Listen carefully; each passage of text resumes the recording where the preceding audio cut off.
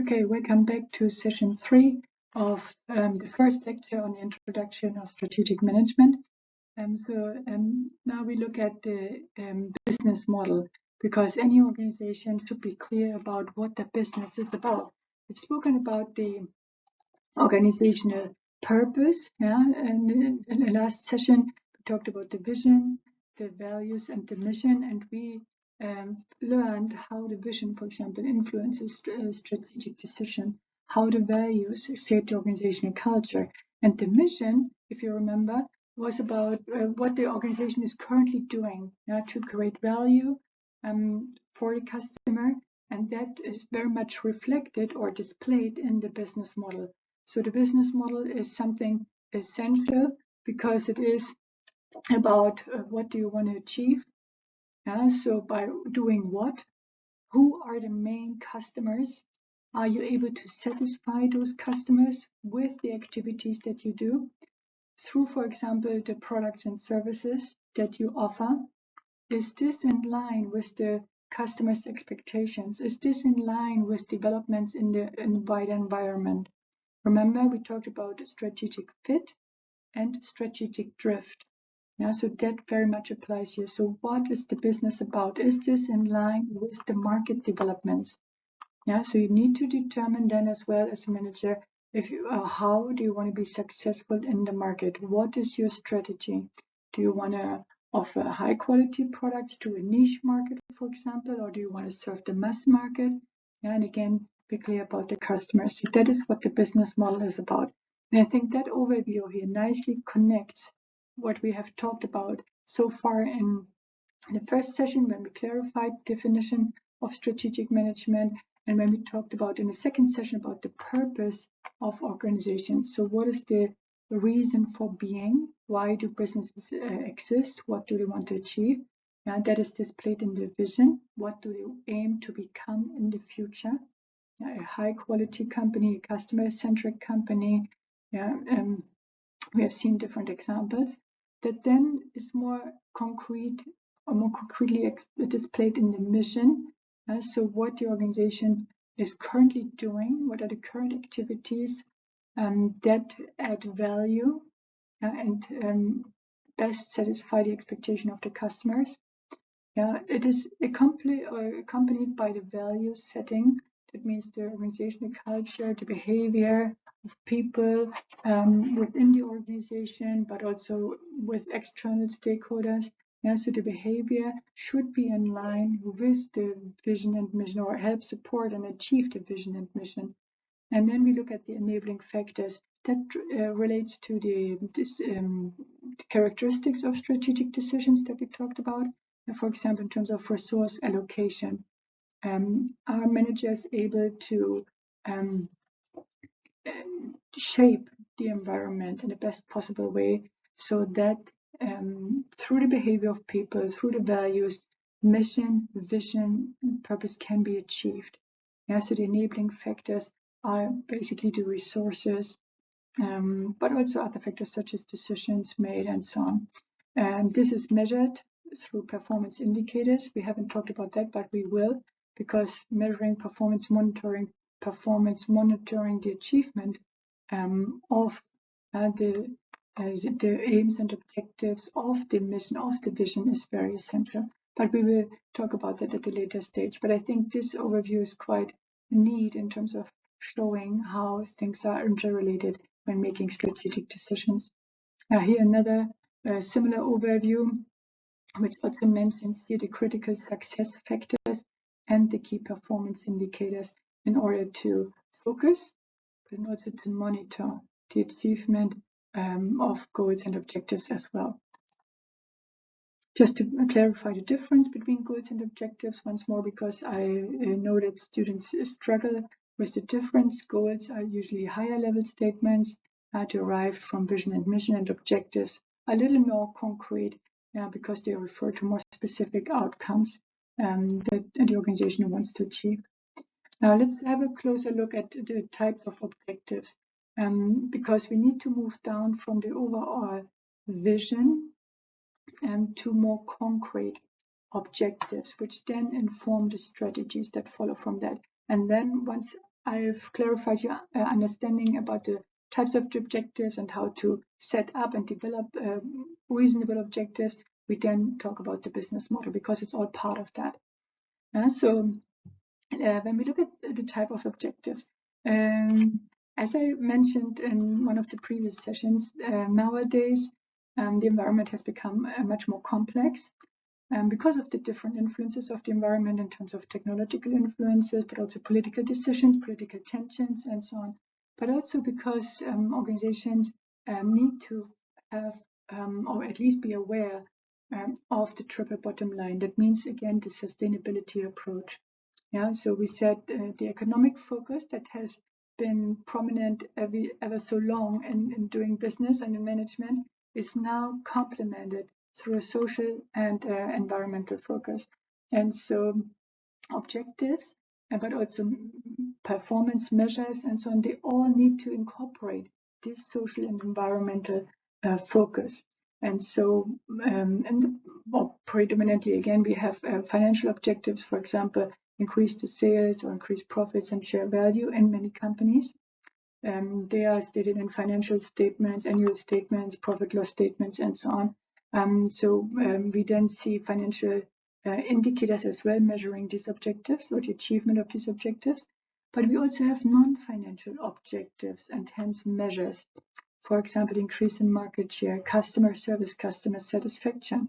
Yeah, so it's not necessarily only financially focused. Employee satisfaction the same.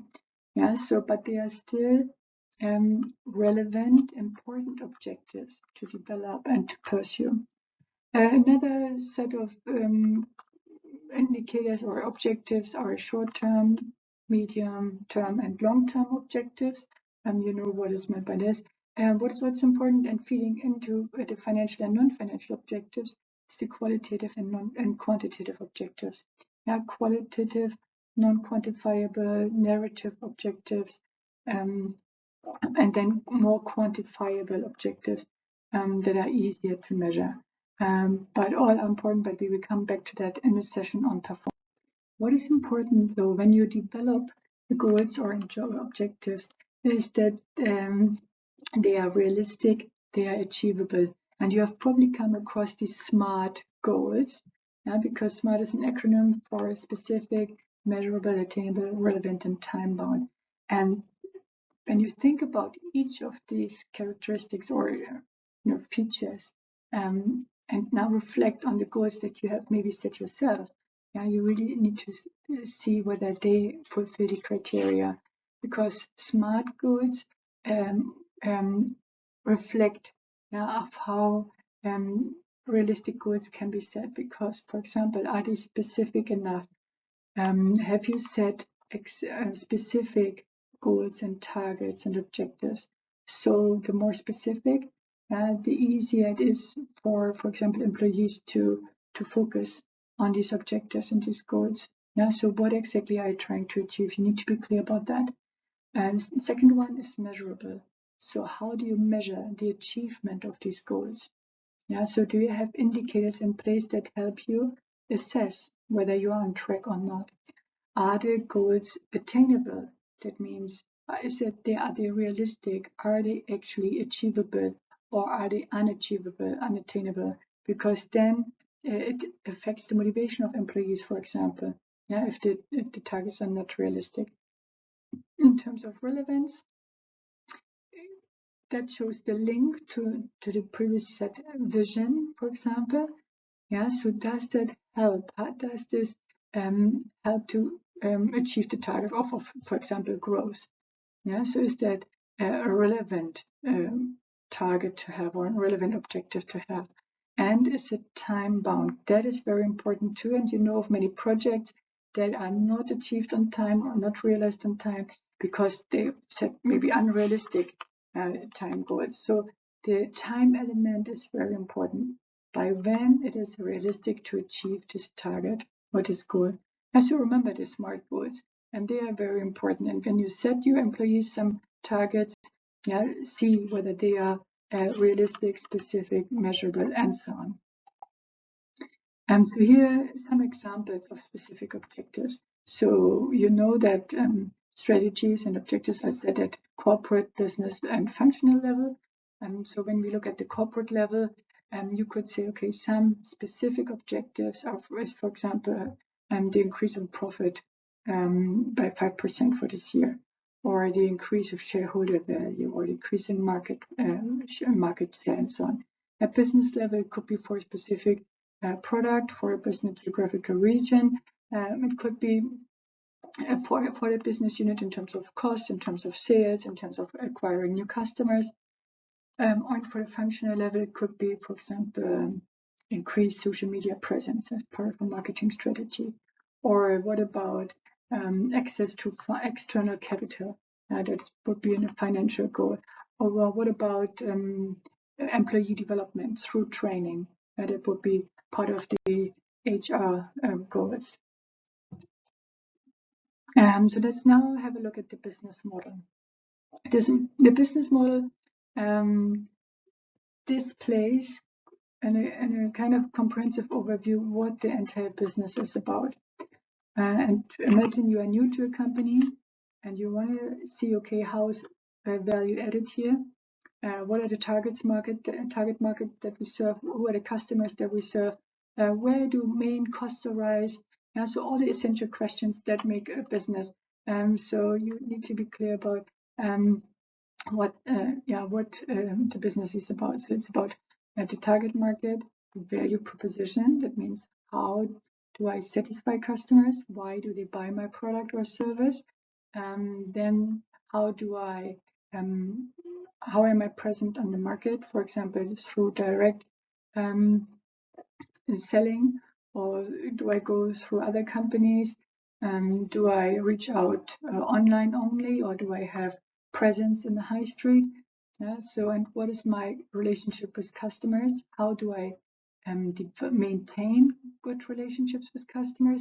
How do I gain new customers? How many do I lose because of dissatisfaction or because of competition, because of similar products? So I need to be clear about that. So I need to know about the resources that I have. We will also discuss that in the lectures to come. What are the key activities and operations? So am I a manufacturer? So how do I create that product? And what are relevant partnerships, for example, with suppliers? And then when we look at the revenues and costs, and then the profit resulting from that, so what are the main revenue streams? Where do main costs occur? And how does my product look like? Where does it come from? So just in a nutshell, the business overview. Different or mainly three key themes. So what is the product? What is the market with the customers? And why do customers buy my product? What is the compelling reason? What makes it different from competitors? So three easy questions, but of course the answer is not so easy. So different models here, and the complexity can be played with when we look at the business model. So first is the little picture, as you can find in a textbook by Thompson. It's about activities and delivery, so they're really the core business. And the bigger picture then is about the products that are created. How are they created? Who are the customers? And also in terms of the added value, the reasons to buy the product. And then the future picture is then about the vision. How do we see ourselves in the future? How do we change? How do we adapt to the environment and to the market more concretely? The business model canvas provides like a good overview about the main activities of the business. Here we have the key partners involved. It could be other companies, like when we have strategic partners, or it could also be suppliers. Then we have the key activities and the key resources, the value proposition, and everything related to customer.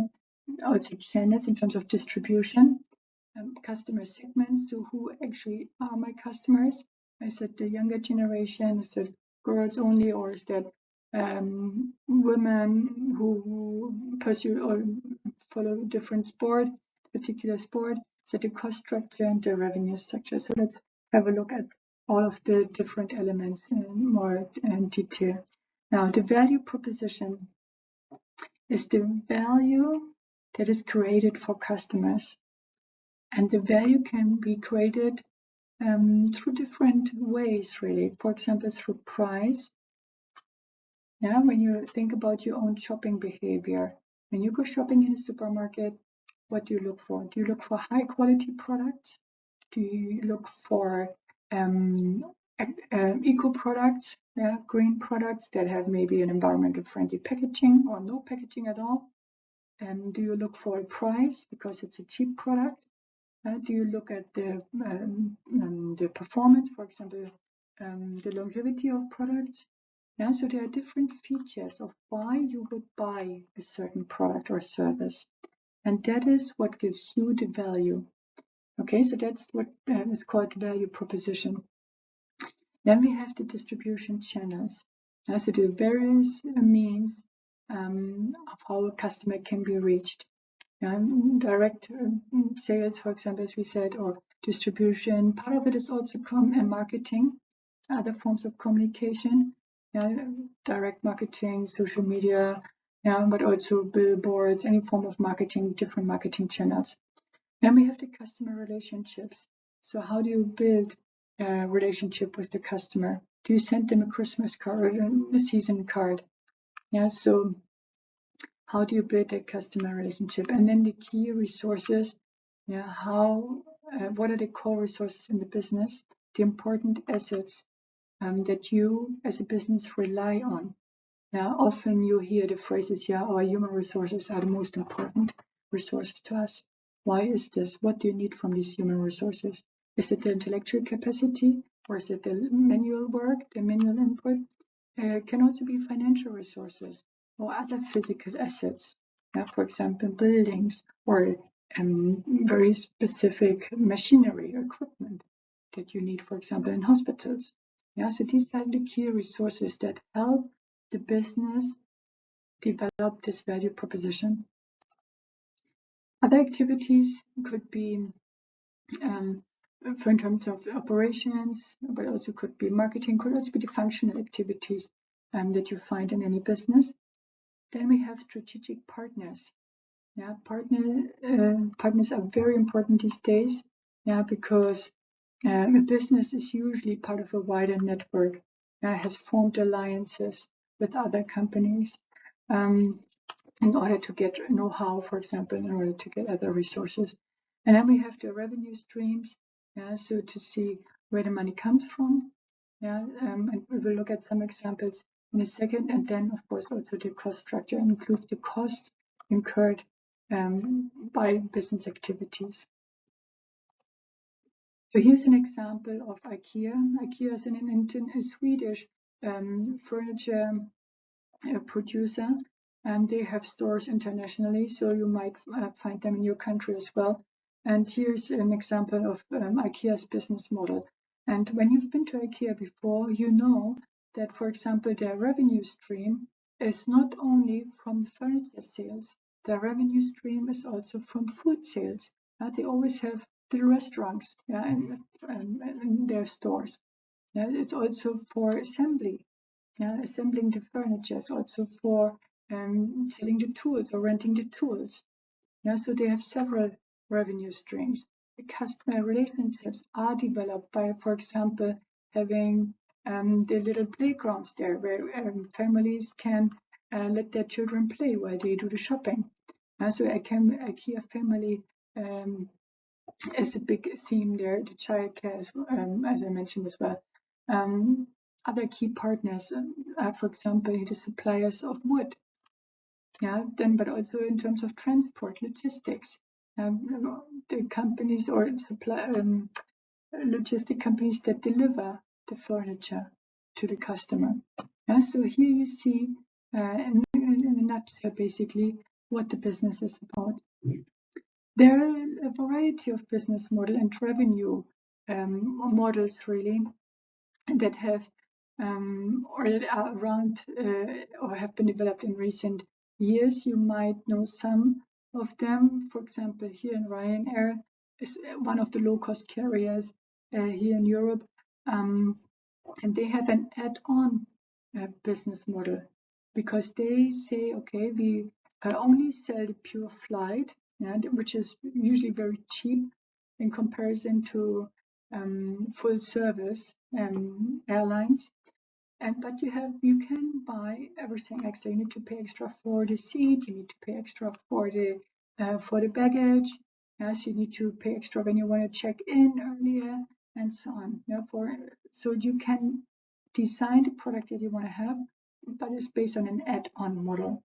And then you have, for example, Spotify works on a subscription basis. You have freemium. I don't know if you have a LinkedIn profile, which is usually for free for the basic version of the product. But if you want to have the premium version, you need then to pay. You have loyalty cards. Miles & More is one by Lufthansa, for example, but you have loyalty cards for all sorts of supermarkets these days, because they want to get your data, but you get loyalty points, when you keep shopping with them. And so that way they try to maintain a relationship with customers and hopefully get you back in stores so that you keep you as a customer as well. You have also the locked-in business model. When you think of espresso coffee machines, for example, they have certain coffee coffee providers that only fit to that coffee machine. Now, but also Apple, through their interconnectiveness of the different products and different devices, so they create like a locked-in system. It's very difficult for customers then to change to a different system once they decided to buy, for example, a certain espresso machine or a certain Apple product. So let's now summarize what we have covered in lecture 1.